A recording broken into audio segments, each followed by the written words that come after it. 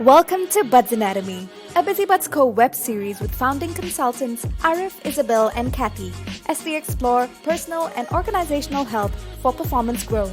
In this episode, we examine how to translate our busyness to productivity. We also share how to measure the progress towards productivity using objectives and key results. Let's be real. Our current assessment of productivity is completely flawed. We assess productivity based on how much work we get done in the day, using checklists or task managing platforms such as Trello, Slack, or Asana, which are great, but not really.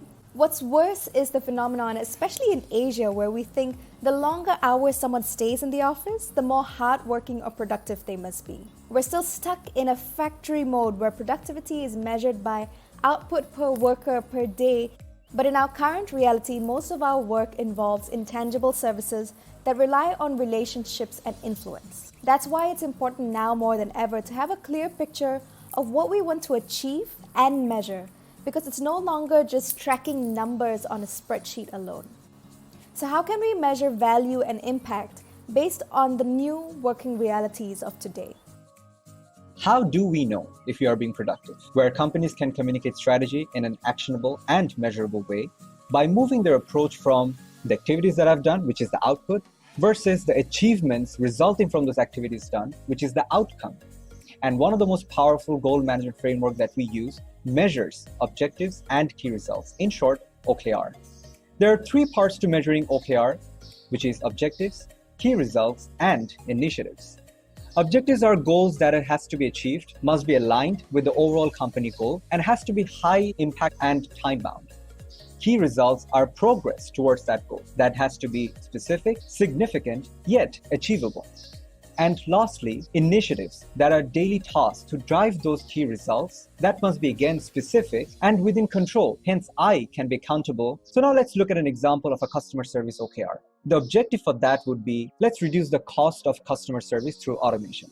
One of the key results for that is, let's reduce the time to resolution from 60 hours to 48 hours. And the initiative that I can take for that is, let's keep a time check for each issue that has been resolved. A system like OKR helps to measure productivity as specific and measurable goals rather than tasks, which is unlike any other management framework like KPI or SMART.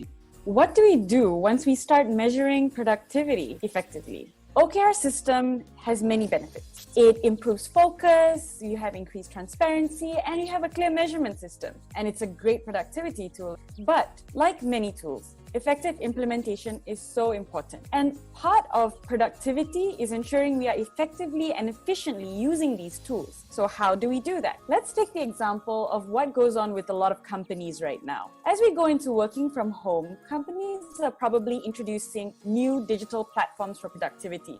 For example, Company A decides to introduce Trello for their teams to communicate and track their work. But then the issue arises when Company A does not think about the employees and instead forces accountability to use Trello onto the employees.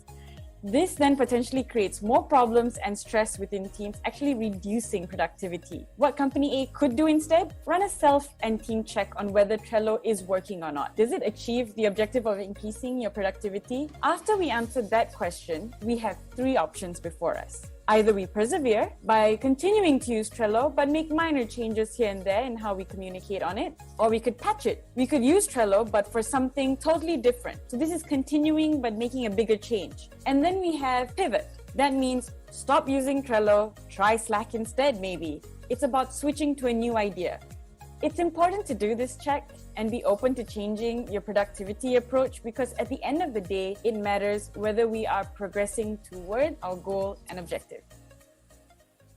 In our next episode, we dive deeper into sharing how you can use objectives and key results to drive your team towards measured growth.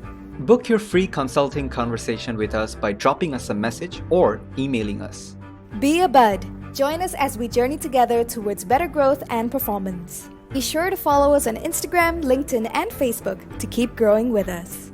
Thank you and have a great growth week ahead.